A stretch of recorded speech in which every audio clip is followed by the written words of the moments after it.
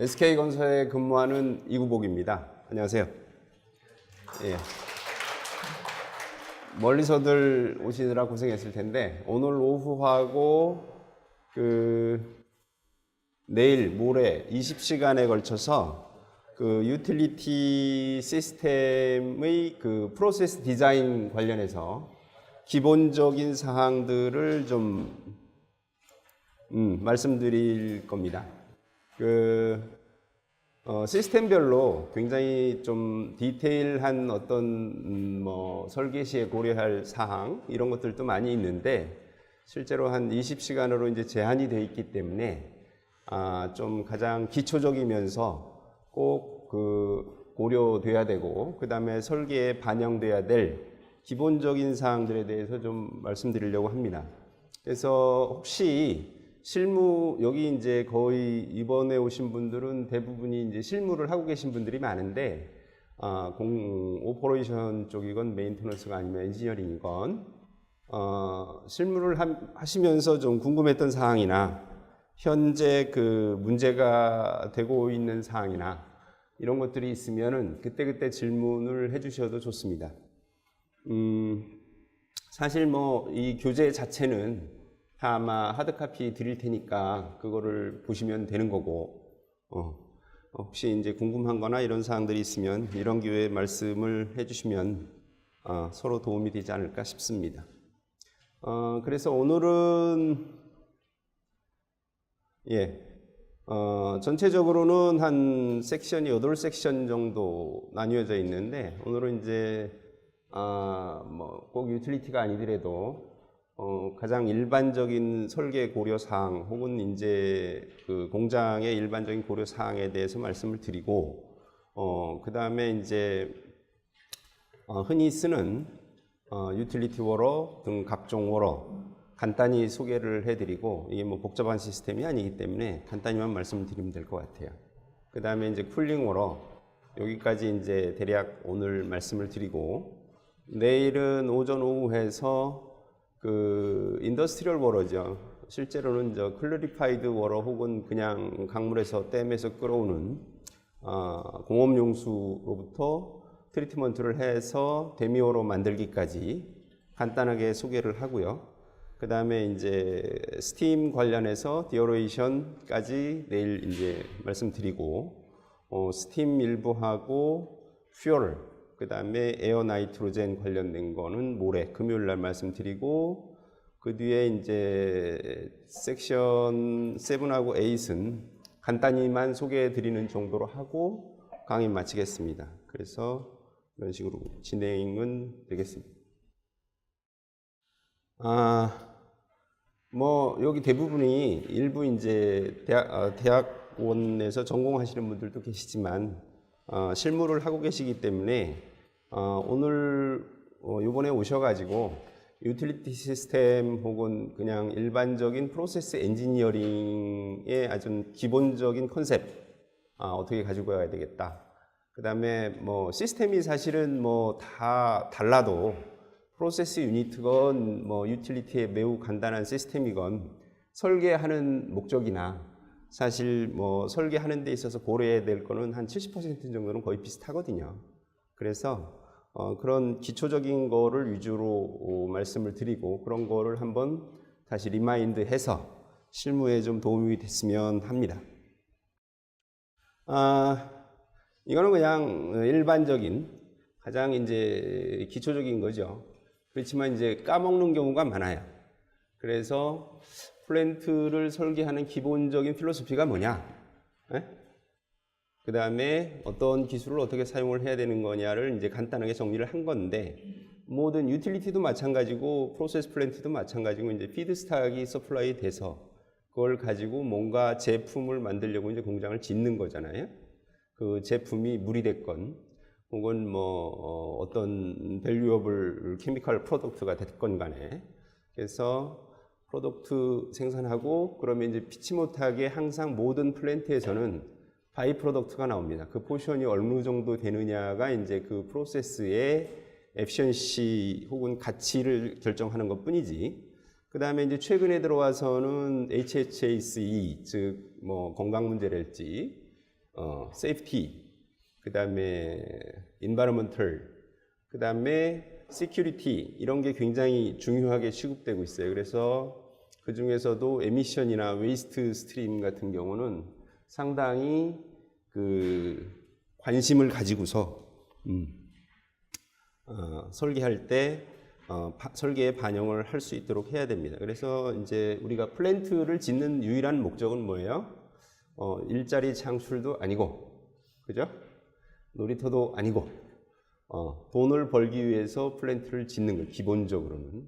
물론 인프라스트럭처 같은 경우에는 어떤 공공의 이익을 위해서도 짓는 것이지만 우리가 이제 핸들링하는 대부분의 페트로케미칼 혹은 리파이너리 프로젝트에서 짓는 플랜트들은 단지 한 가지 이유, 돈을 벌기 위해서 짓는 겁니다. 그래서 일단은 가장 중요한 고려 요소가 프루븐 테크놀로지 베이스로 테크놀로지 자체가 설계가 돼야 된다. 세상에 어떤 문제도 그렇지만 설계에서도 우리가 설계를 할 수 있는 방안은 최소한 대여섯 가지는 됩니다. 그죠? 실제로 하다 보면. 그런데 자세히 따져보면 수천 가지, 수만 가지가 될 수도 있는 거죠. 근데 그 중에서 어떤 게 가장 프로덕트를 생산하는데 적합하냐, 에피션틀리 생산할 수 있느냐 하는 방안을 선택을 해서 설계에 반영하는 거죠. 그 다음에 이제 이코노미컬 디자인이 굉장히 중요하다. 즉, 돈 벌려고 공장을 짓는 거기 때문에 경제성이 없으면 사실상 대부분은 공장을 질 필요가 없겠죠. 그래서 굉장히 중요한 요소 중에 하나다. 그 다음에 아무리 경제성이 있고 프로덕트가 잘 나와도 공장 폭발 사고가 일어난달지 혹은 오퍼레이션 그룹의 혹은 메인터넌스 누가 다친달지 그러면 이제 심각한 문제가 생기는 거죠. 요즘은 건설 사업 도중에 인사 사고가 나도 큰 문제가 되겠지만 실제로 이제 리파이너리나 페트로케미칼 공장 같은 경우는 다른 이제 물 공장 같은 경우는 조금 덜 하지만 그 지역 사회 전체에 어떤 환경적인 영향이 미칠 수 있기 때문에 예전 같은 경우에는 제3세계 국가들은 세이프티나 환경 문제에 대해서 별로 신경을 안 썼어요. 근데 요즘은 어느 나라도 환경이나 이 세이프티에 대해서 굉장히 관심이 크고 세이프티상 문제가 있으면 공장을 다 짓고서도 운전을 할 수 없게 되겠죠. 그래서 세이프티는 굉장히 중요한 사회적인 이슈이자 설계할 때도 중요한 고려 요소가 되겠습니다. 그 다음에 이제 오퍼레이셔널 플렉시빌리티. 실제로 이제 유틸리티 같은 경우는 이제 캐패시티나 이런 쪽에서 이제 더 고려가 돼야 되겠으나 프로세스 플랜트 같은 경우도 마찬가지죠. 예를 들면 크루드 유니트를 하나 설계를 하는데 아주 양질의 컨덴세이트만 처리할 수 있는 크루드 유니트를 줘놓으면 플렉시빌리티가 떨어져서 헤비 오일을 처리할 수가 없잖아요. 그죠? 그러면 별도로 또 리뱀프 공사를 해야 되고 등등 하기 때문에 향후 보통 페이백 피리드를 플랜트에서는 한 4년 정도 잡잖아요. 저 다운스트림 가면 한 6, 7년 폴리머나 이런 쪽으로 이렇게 길어지고 그렇기 때문에 보통 5년 혹은 10년 안에 어떤 오퍼레이션 할 피드스탁을 고려해서 설계를 하는 게 맞다 그런 얘기입니다. 그 다음에 이제 또 하나는 그거는 이제 피드스탁 성질에 의한 것이고 스페어링이나 혹은 캐패시티를 증감해서 어떤 프로세스 혹은 컴플렉스의 오퍼레이션 모드에서도 유틸리티가 공급되도록 혹은 프로세스 플랜트가 운전될 수 있도록 설계를 해야 된다.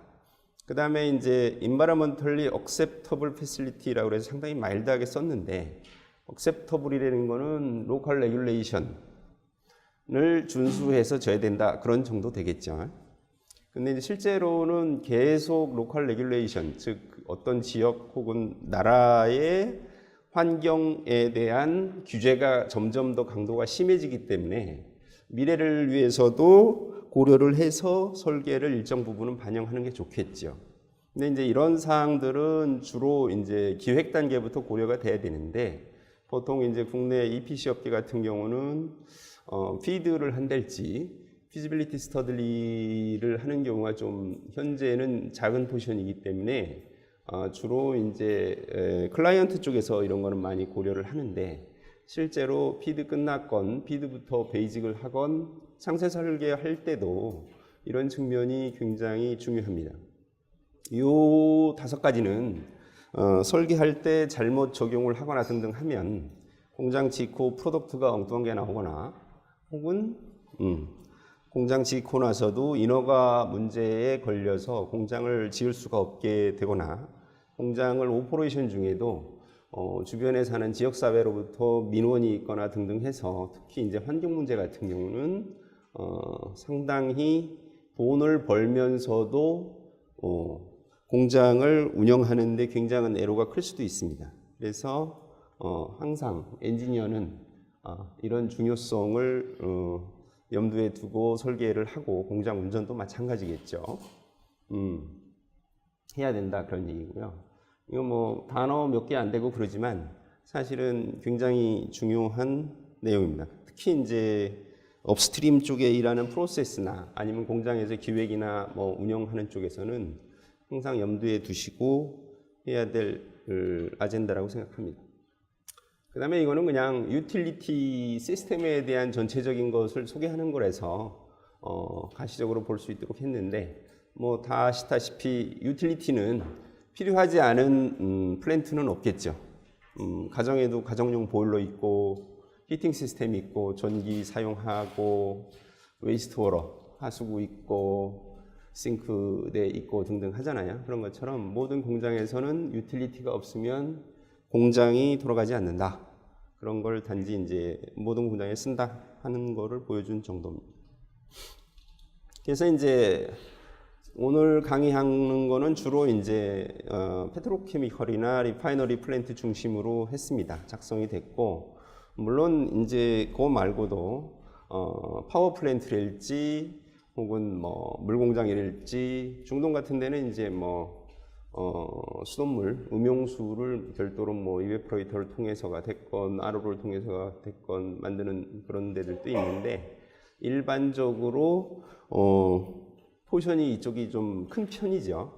그리고 이제 제가 이제 발전이나 이런 쪽은 자세히 모르기 때문에 주로 리파이너리, 페트로케미컬, 울산이나 우리나라 뭐 여천, 서산에 있는 그런 컴플렉스에서 많이 사용되는 유틸리티들만 위주로 소개를 합니다.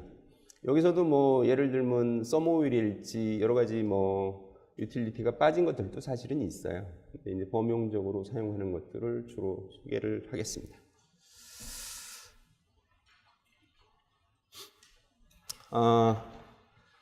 이 페이지에서는 주로 이제 유틸리티 시스템을 설계하는 데 있어서 중요하게 고려해야 될 게 뭐냐, 그거를 이제 주로 말씀을 드리는데, 아까도 말씀드렸다시피 모든 플랜트에서는 유틸리티를 사용을 하고 유틸리티 없이는 공장 운영이 불가능하기 때문에 그 다음에 이제 스테이블하게 공급되지 않으면 문제가 있기 때문에 제일 중요한 것은 릴라이빌리티다. 그러니 물론 뭐 세이프티나 뭐 다른 사항들도 공통적으로 중요하긴 하지요. 그런데 이제 프로세스 플랜트나 다른 플랜트에 비해서 유틸리티 패실리티가 더 중요한 게 뭐냐 해서 이제 가장 중요한 건 릴라이빌리티다. 그래서 ensure stable and reliable utility supply가 굉장히 중요하다. 그런 얘기죠. 그래서 이제 릴라이빌리티를 유틸리티 시스템에서는 좀 높여서 설계를 해야 되는데 첫 번째 고려할 사항이 뭐 스페어링 필로소피에 따라서 스페어 이퀴먼트를 설치한달지 시스템을 매 스페어를 둔달지 그런 스페어링 필로소피 가지고 가야 된다 그런 얘기고 그 다음에 백업 패실리티가 있다면 스페어나 뭐 다른 것들을 좀 마진이나 이런 것들을 줄일 수도 있겠죠. 그 다음에 마진, 유틸리티는 특히 이 마진을 좀 줘야 된다. 왜 그러냐면 유틸리티 패실리티는 한번 건설을 해놓으면 그거를 다시 확장하는 게 그렇게 쉽지만은 않아요. 왜 그러냐면은 커먼 헤더로 전체 컴플렉스에 이제 유틸리티를 공급하게 되기 때문에 헤더를 하나 다시 깔기도 사실 투자비가 워낙 많이 들고, 그 다음에 헤더 사이즈를 키우려면은 하다못해 파이핑도 전부 교체를 해야 되고 등등 하는 문제들이 대부분의 경우에는 있어서 마진을 어느 정도 주는 게 굉장히 중요하다. 더구나 이제 유틸리티 같은 경우, 특히 스팀이나 전기 같은 경우는 컴플렉스 같은 경우에는 그 오퍼레이션 모드에 따라서 그 피크 디맨드가 이제 노멀 대비는 뭐 한 30% 40% 큰 경우가 많기 때문에 적절한 마진은 굉장히 중요하다, 그런 말씀이고요. 여기 뭐 참고로 가로 안에 써놓은 거는 이제 마진 관련해서인데, 우리가 이제 피드를 한달지 혹은 지금 말씀드리는 거는 어떤 특정 한 유니트라기보다는 리파이너리나 페트로케미컬 컴플렉스, 즉 뭐 유니트가 한 10개 정도 프로세스 유니트 이상 되는 거를 대상으로 얘기하고 있는 거예요. 그래서 피드 단계거나 혹은 피드가 끝났을 경우에 보통 이제 EPC 컨트랙터들이 시작하는 단계에 있어서는 사실은 그 유틸리티 컨섬션 리스트가 제대로 준비되어 있지 않아요. 그래서 이제 일반적으로 그로스 마진이라는 거를 적용을 하는데 유틸리티마다 좀 다 다르겠죠. 예를 들면 포토블로러 같은 경우야 뭐 거기 공장 근무 인원이 나오니까 원래 인원 곱하기 얼마 하거든요. 몇 리터 퍼 데이 혹은 뭐 몇 큐빅미터 퍼 데이래서 그런 거야 베리 심플 하겠으나 다른 것들 로우워러가 됐건 혹은 쿨링워러가 됐건 스팀이 됐건 이런 것들은 기존 공장 혹은 옆에 공장에서 백업 설비가 있지 않는 한은 피크 디맨드를 이제 고려를 해서 해야 되는데 프로젝트 초기에는 이런 것들이 사실은 제대로 썸머리가 되기가 굉장히 힘들어요. 그래서 보통은 일반적으로 룰 오브 썸으로 이니셜 엔지니어링 스테이지라는 거는 이제 베이직 혹은 디테일드 엔지니어링을 얘기하는 거예요. 혹은 피드. 이런 때는 그로스 마진을 20 내지 30%를 고려해서 설계를 해야 된다. 그런 얘기죠. 이건 왜 그러냐면 예를 들면 이제 유틸리티 패실리티 중에서 제일 중요한 게 이제 보일러나 제너레이터 쪽인데 그게 이제 스팀 터보 제너레이터가 됐건 가스 터바인 제너레이터가 됐건 이런 애들인데 얘들은 딜리버리가 보통 길어요. 그래서 프로젝트 초기에 이제 발주를 나가게 되는데 한번 발주가 나가면 캐패시티를 수정하는 것은 굉장히 힘들죠. 그죠? PO가 나가고 나면. 그래서 그 전에 결정을 해야 되는데 유틸리티 썸머리를 각 플랜트로부터 쭉 썸머리를 해서 혹은 라이센서 데이터로부터 썸머리를 쫙 해서 소수점까지 열심히 계산하는 것은 의미가 나름대로 있기는 하나 그거 자체가 어떤 정확한 데이터는 아니다, 그런 얘기죠. 그래서 그로스 마진을 적용해야 되는데 제 경험으로 봐도 전에 어떤 태국에 있던 플랜트 같은 경우는 쿨링워러가 유니트가 뭐 HDS 유니트 하나에 다른 거 조금 있었는데 쿨링워러가 할도탑소 뭐 그런 특정 회사를 지칭해서 그렇지만 라이센서가 가져온 거 대비 나중에는 2배로 늘었어요.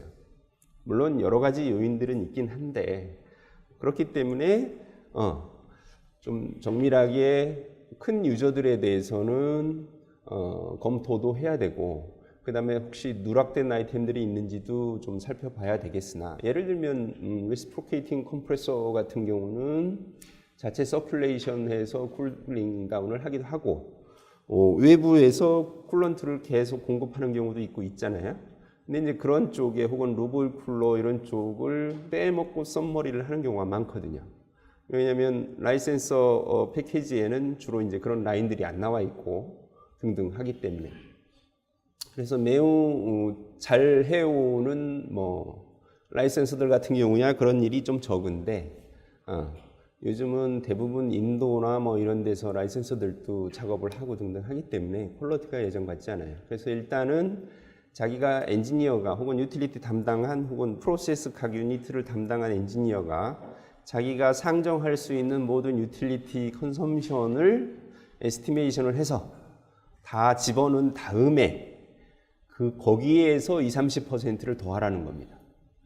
그런 거 다 빼고 피드 컴퍼니 혹은 라이센서가 100큐빅미터 퍼 아워 혹은 100톤 퍼 아워 스팀이 필요합니다라고 해왔으면 거기다가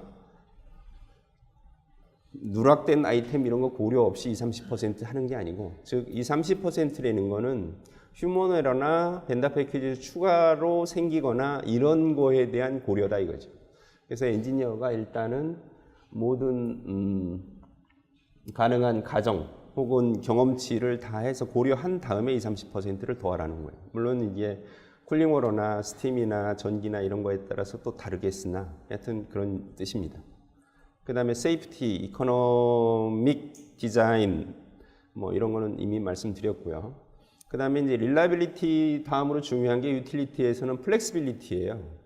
오퍼레이션 모드에 따라서 예를 들면 이제 리파이너리 같은 경우는 스팀을 많이 생산하는 뭐 일부 RFC 같은 경우가 좀 생산을 많이 하는 편이죠. 그런 플랜트가 셧다운 됐을 때, 그 다음에 뭐 RFC 또 스타트업 할 때는 나이트로젠이 엄청나게 많이 필요하거든요. 그래서 그럴 때 스타트업 때 요런 때가 결국은 이제 피크 로드가 될 수가 있는데, 혹은 뭐 외부에서 전기나 스팀 공급 없이 아이솔레이션 오퍼레이션 하는데 뭐 제너레이터가 한 대가 이머지 셧다운이 된달지, 보일러가 셧다운이 되거나 뭐 트립이 는 경우를 여러 가지를 가정을 해서 나오는 게 이제 결국은 피크로드인데, 그런 때까지도 다 감안을 하고 그리고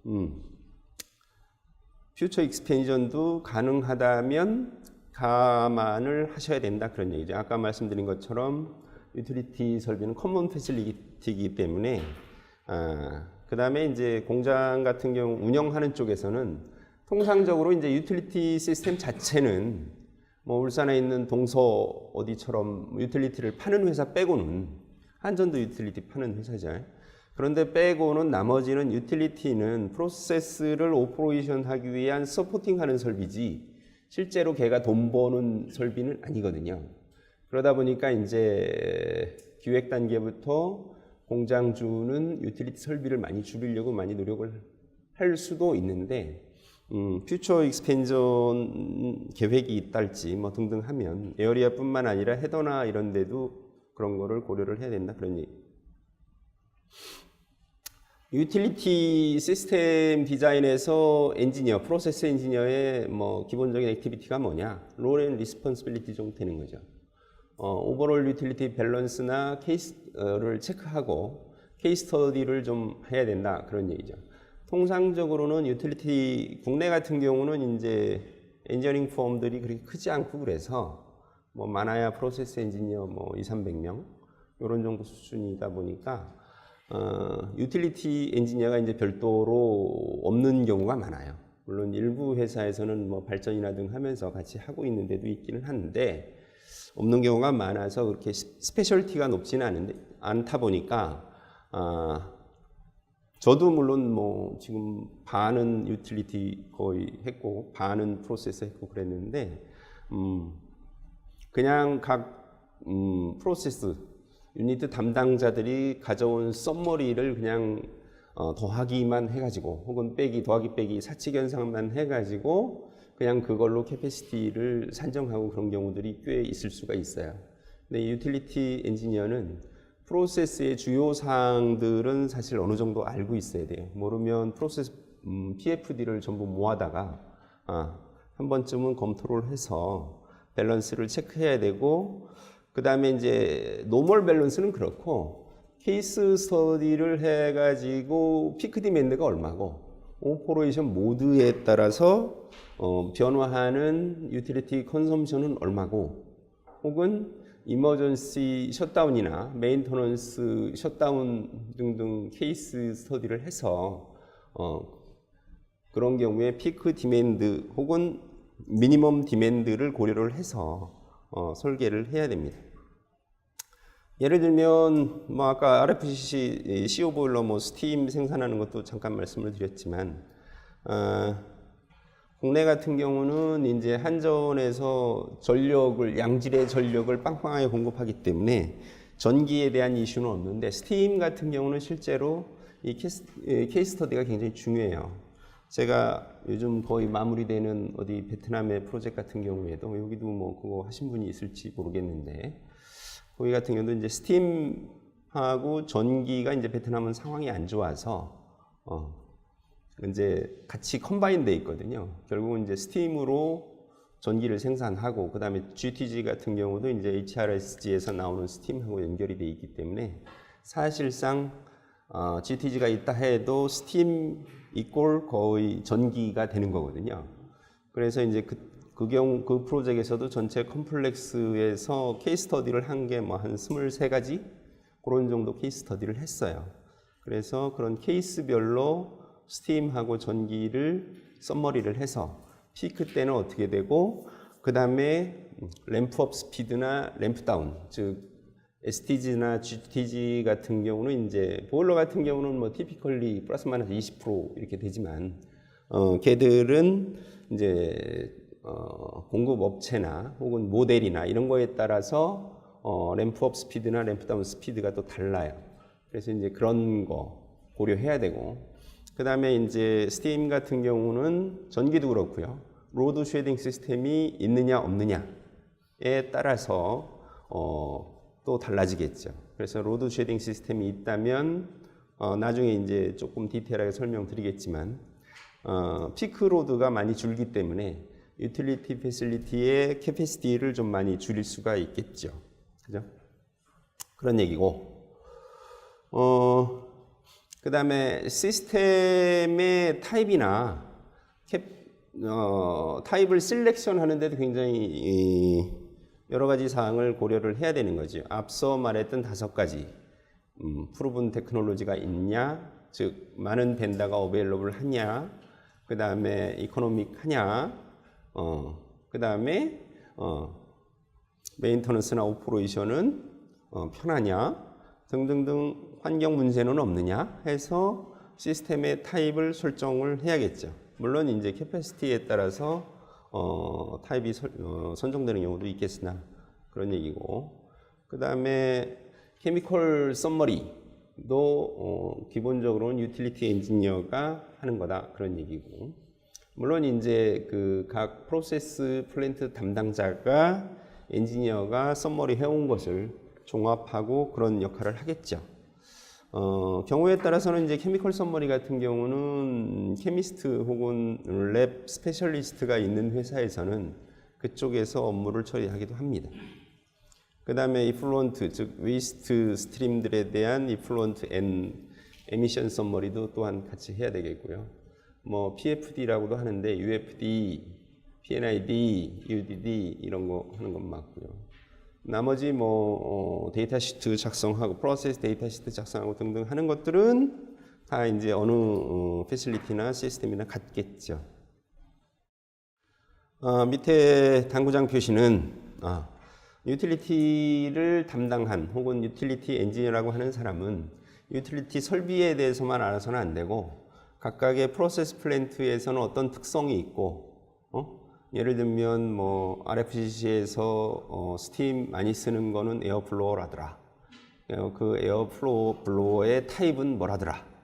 이런 정도는 알아야 그 다음에 RFCC 혹은 FCC에는 CO 보일러가 있어서 보통 뭐 스팀이 나온다. 어느 정도 나온다.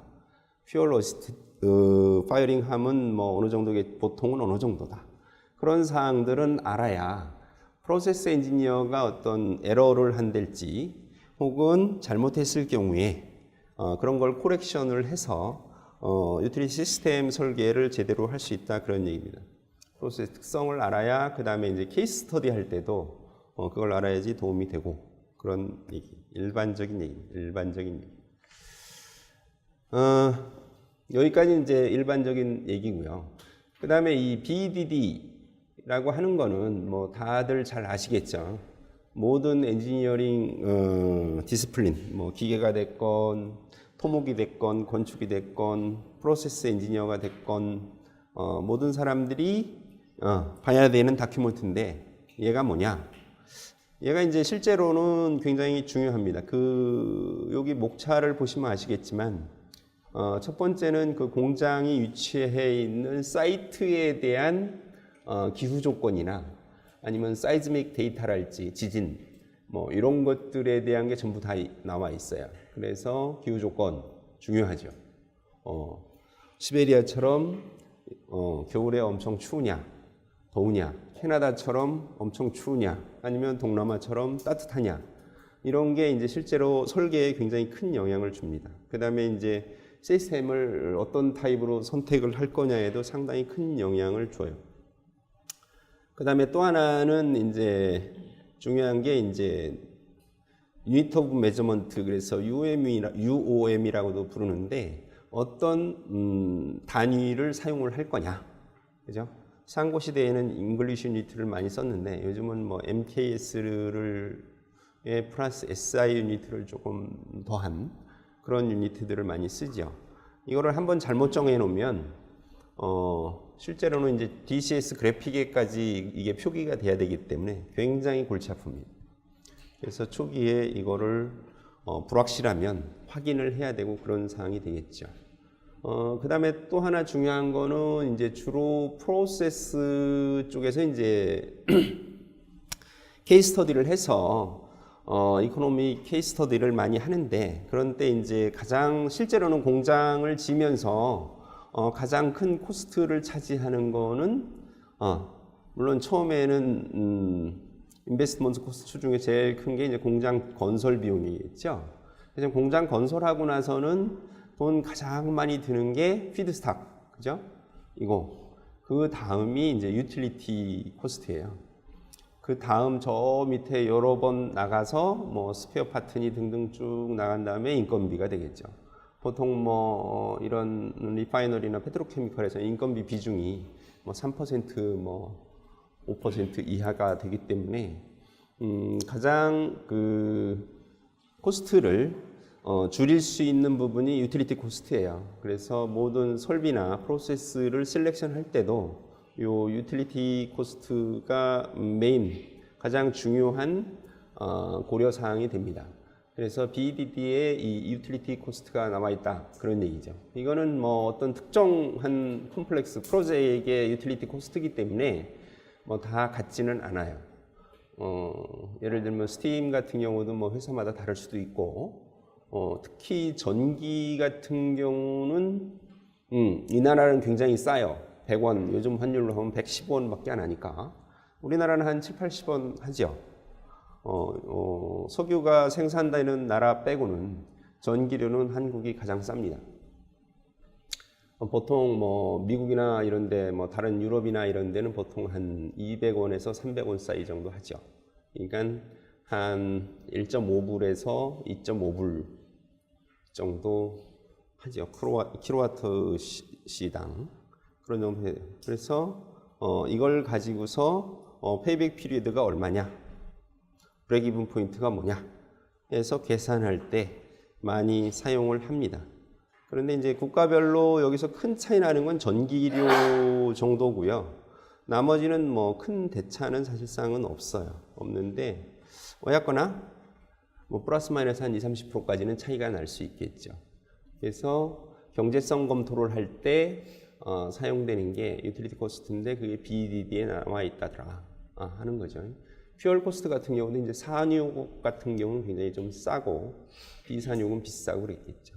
전기료 같은 경우도 실제로 한 80메가와트 정도 되는 GTG를 가지고 계산을 해보니까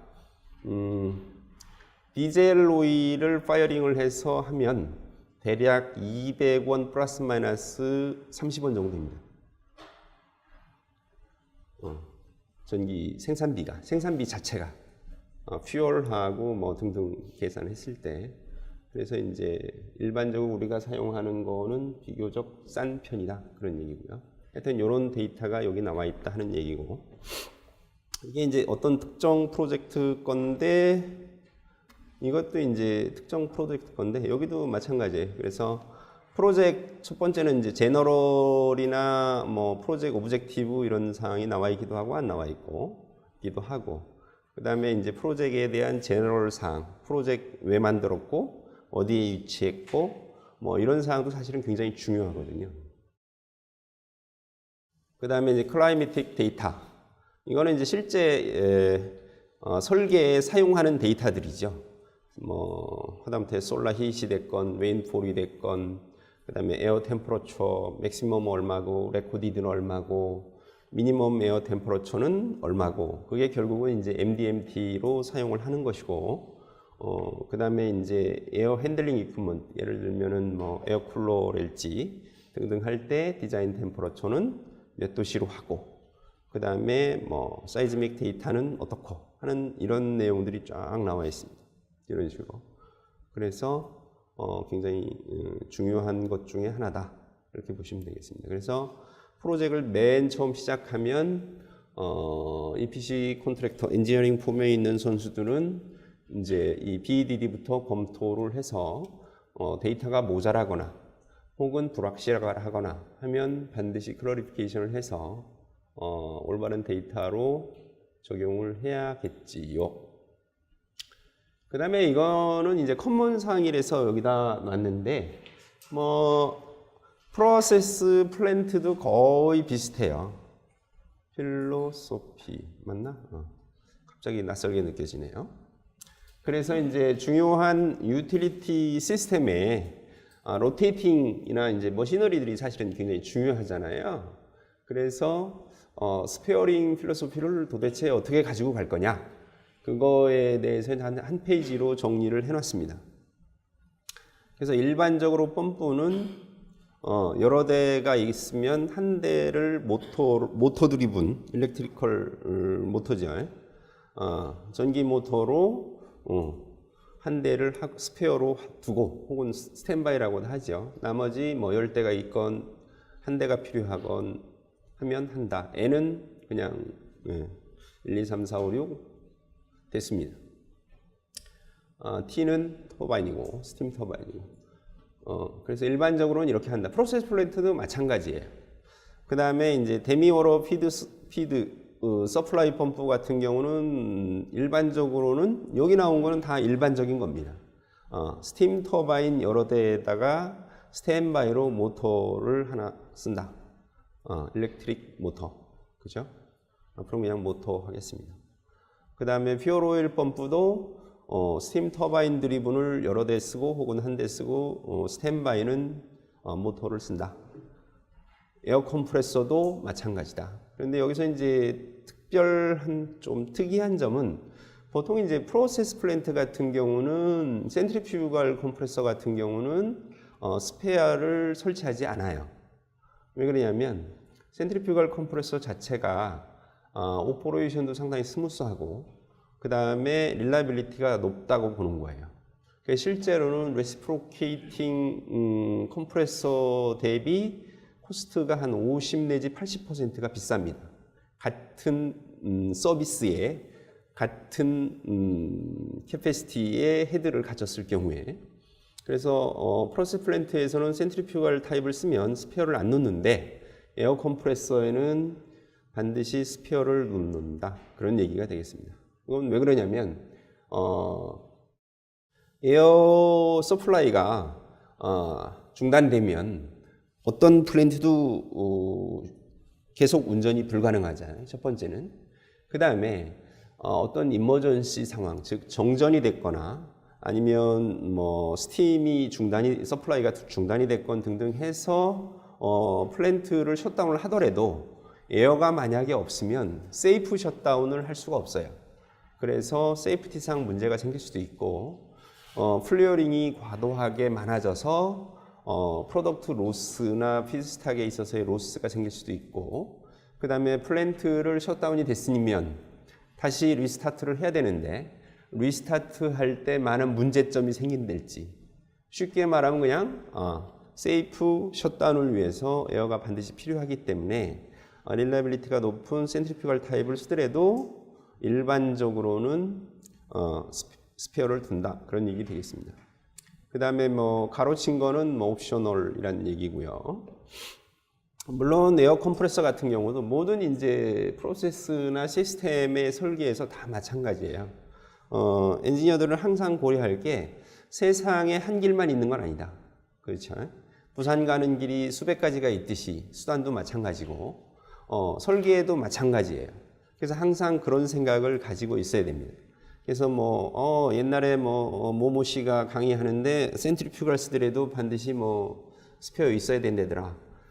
꼭 그런 건 아니다 이거죠. 예를 들면 세이프 셧다운을 할 만큼의 에어 용량을 채워놓을 수 있는 드럼을 별도로 설치를 한달지, 혹은 외부에서 백업 설비가 되어 있을지, 옆에 공장에서 파이프라인이 백업이 연결이 되어 있을지 등등 하면은 사실은 스페어 필요 없을 수도 있겠죠. 어떤 타입에 상관없이도. 그래서 그런 걸 항상 생각을 해서 종합적으로 판단을 하셔야 된다 하는 얘기입니다. 그 다음에 에어 드라이어 1+1이 좋겠다 하는 얘기고, 쿨링 타워 넘버 오브 셀 같은 경우도 N+1이 좋겠다 그런 얘기고. 왜냐면 이제 점점 갈수록 그 옛날 상고 시대에는 2년마다 이제 컴플렉스를 오버홀을 했는데 셧다운을 하고, 요즘은 보통 추세가 이게 점점 길어지고 있습니다. 그래서 보통은 4년 내지 5년에 한 번 셧다운을 해서 컴플렉스 전체적으로 오버홀을 하고, 즉 메인터넌스도 하고 리뱀핑도 하고 그런 기준으로 설계를 하는 경우가 대부분이에요. 물론 프로세스 특성 때문에, 예를 들면 폴리프로필렌 플랜트나 이런 거는 그 플랜트 자체의 고유한 특성, 즉 자주 청소 정비해야 되고, 캐탈리스트도 경우에 따라서는 등등 해서 그런 플랜트들은 특별하게 1년마다 셧다운하는 플랜트들도 있습니다. 근데 이제 일반적으로 리파이너리에서는 그렇다는 얘기예요. 그러다 보니 이제 쿨링 타워나 이런 것도 이제 메인터넌스나 혹은 오래 사용하다 보면 그 다음에 클리닝이나 이런 목적으로 해서 스페어 셀을 두는 경우가 대부분입니다. 보일러 피드워러나 쿨링워러 다 마찬가지고요. 그 다음에 보일러 같은 경우는 한 대가 필요하면 2대 놓고, 2대가 필요하면은 3대 놓고,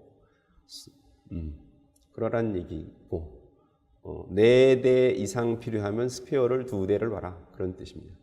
이거는 왜 그러냐면 보일러 같은 경우는 실질적으로는 MCR이라고 그러죠. Maximum Continuous Production Rate라고 그러나?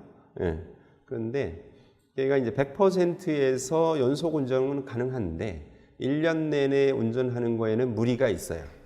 그래서 보통은 테크니컬한 기술적인 문제도 좀 왕왕 있고, 그 다음에 이제 스팀 디맨드라고 하는 것이 전기도 마찬가지겠지만, 전기도 집안에서도 낮에는 전기불을 안 켜고 밤에는 전기불 켜잖아요.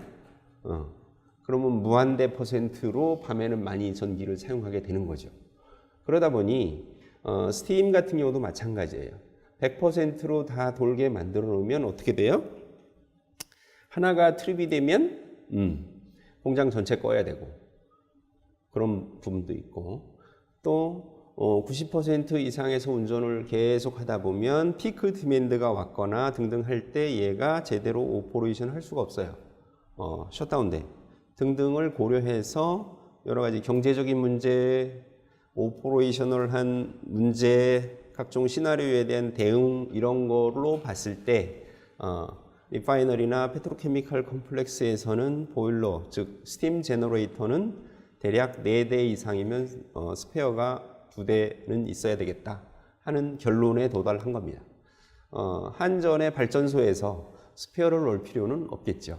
왜 그러냐면 사실상 한전 같은 경우는 발전소가 전국에 수십 내지 수백 개가 있기 때문에 스페어라는 의미가 사실은 없는 거죠. 이 경우는 백업 없이 어떤 특정 공장에서 다른 소스로부터 백업이 없이 아이솔레이션 오퍼레이션 하는 경우에 이렇다는 얘기입니다.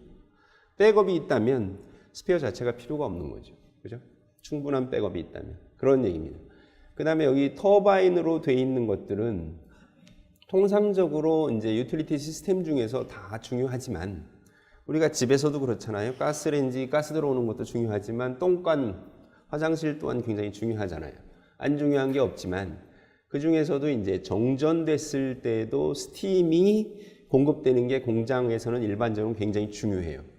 그게 이제 어떤 측면에서 중요하냐면, 첫 번째는 이제 세이프티죠. 그렇죠? 어떤 플랜트 같은 경우는 스팀 터바인 드리븐 컴프레서가 있거나 등등 하는 경우에는 걔들은 통상적으로 캐탈리스트를 보호한달지 여러 가지 목적으로 해서 리사이클 가스 컴프레서를 계속 정전 때도 일정 시간 돌려줘야 돼요.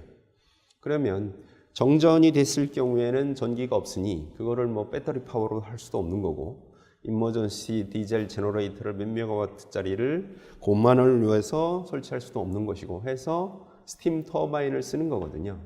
그래서 세이프티 때문에 보일러는 항상 정전 시에도 오퍼레이션이 가능하도록 설계를 하는 게 일반적입니다. 어떤 나라건 어느 지역이건. 그래서 특별한 이유가, 물론 플랜트 자체가 특성이 배치 오퍼레이션을 한다. 뭐 언제든 셧다운하고 다시 리스타트 하는데 뭐 2시간밖에 안 걸린다. 프로덕트 로스도 없다. 그럼 뭐 이거고 저거고 뭐 따로 생각할 필요가 없는 거죠. 그렇지만 이제 일반적인 리파이너리에서는 정유공장이나 석유화학 공장에서는 안 그렇다 하는 얘기죠. 그래서 여기서 말하는 터바인을 T라고 적어놓은 애들은 중요하기 때문인데, 예를 들면 이제 보일러 피드워터 펌프 같은 경우는 정전 때도 보일러에서 스팀 생산해야 되기 때문에 터바인 드리븐으로 하는 거고, 즉 소스가 다른 파워 소스가 다른 걸로 해서 드라이버를 선택한다. 그렇게 이해를 하시면 되겠습니다. 그 다음에 이제 이 데미워터 피드 펌프 이런 거 같은 경우는 사실은 터바인으로 꼭 할 필요는 없어요. 데미워터 스토리지 탱크를 넉넉하게 가지고 가면, 예를 들면 한국 같은 경우는 한전 파워가 정전되는 경우도 매우 드물거니와 또 백업도 잘 되고, 국내 이제 리파이너리 같은 경우는 심지어는 변전소가 서로 다른 두 군데에서 파워를 공급받을 수 있도록 요즘은 다 그런 식으로 많이 설계를 해놨어요. 울산은 옛날에 그랬고, 여천은 그런 게 없어서 옛날에 뭐 플레어링도 많이 됐고 사고도 나고 그래서 아마 거기도 아마 그런 식으로 처리를 했을 거예요. 그래서 그런 거 저런 거가 다 여건이 된다면 굳이 스팀 터바인으로 안 해도 되겠죠. 왜냐하면 스팀 터바인 자체가 일반적으로는 일렉트릭 모터에 비해서 릴라이빌리티가 높다고 봅니다. 우선은 물론 터바인 자체가 개발된 거가 역사가 모터보다는 일렉트릭 모터보다는 훨씬 길죠. 그죠? 몇 배. 산업혁명 때 개발된 거니까. 그때 이후로 계속 스팀 터바인을 쓰고 있는 거니까. 그죠? 그래서 릴레빌리티도 높고, 실제로 운전해 보면 굉장히 처음에 트러블이 없으면 여간에서 고장이 잘 안 납니다. 뭐 그런 여러 가지 측면도 있어서 놓는 것도 있겠지만, 기본적으로는 연속적으로 정전에 관계없이 공급돼야 되기 때문에 스팀 터바인 드리븐 펌프를 쓰는 거죠. 예를 들면 데미워터 같은 경우도 이제 하이드로젠 플랜트 같은 경우는 데미워터를 공급받아서, 그죠? 뭐 드물게는 보일러 피드워터를 공급받아서 하는 경우도 있지만, 보통은 데미워터를 공급받아서 자체 플랜트 내에 듀에레이터를 설치를 해서 거기는 이제 물이 이제 피드스탁 중에 하나잖아요. 예를 들면 하이드로카본, 뭐 내추럴 가스가 됐건 납사가 됐건 LPG가 됐건 하이드로젠 만드는데 넣고 리액터에 넣고 그다음에 물하고 같이 넣어서 물이 H2O잖아요. 그게 이제 분자가 깨지면서 하이드로젠이 물로부터 만들어내는 포션도 상당히 큽니다. 하나의 피드스탁이에요. 그래서 이제 그런 플랜트가 있는 경우에는 더군다나 데미워터 서플라이 펌프 같은 경우는 스팀 터바인 드리븐이 돼야 되겠지요. 그런 여러 가지 상황을 고려해서 일반적으로 이렇게 한다는 것을 썸머리를 해놓은 겁니다. 물론 밑에 노트로 적었지만 뭐 경우에 따라서는 이런 거 저런 거 다 필요 없는 경우도 있죠. 그죠? 네. 그거는 이제 상황마다 다르다. 그런 얘기고요. 그 다음에 이제 클래스 레퍼런스는 뭐 거의 신경 안 쓰셔도 됩니다. 옛날에 아마 했던 건데 여기서는 크게 신경 안 쓰셔도 되고, 또 하나 이제 일반적인 건데 이것도 엔지니어링 스펙의 우선순위를 대략 나열을 한 거예요. 제일 중요한 거는 로컬 룰이나 레귤레이션, 즉 법이 제일 상위에 있고, 그 다음에가 프로젝트 스펙이고, 그 다음에가 인터내셔널 코드 앤 스탠다드. 예를 들면 뭐 ASME랄지, ANSI랄지, 뭐 ISO, 그 다음에 뭐 API, 뭐 이런 것들이죠. 그 다음에가 이제 컴퍼니 디자인 가이드나 매뉴얼이다 그거죠. 일반적으로는 그 프레시던스가 어디가 프라이어리티가 다큐멘트 프라이어리티가 어떻게 되는지 계약서에 다 나타나 있지요. 근데 이제 계약서를 작성하실 때는 실제로는 이제 로컬 룰 앤 레귤레이션 같은 경우는 노 리미테이션이죠. 항상 그거를 다 지켜줘야 되는 어떤 몇 년도 로컬 룰 앤 레귤레이션까지 뭐 이런 식으로 이제 보통 계약서에 표기가 되지요. 그런 얘기고 프로젝트 스펙에 따라서 하면 되겠다. 일반적인 거다. 그런 얘기죠.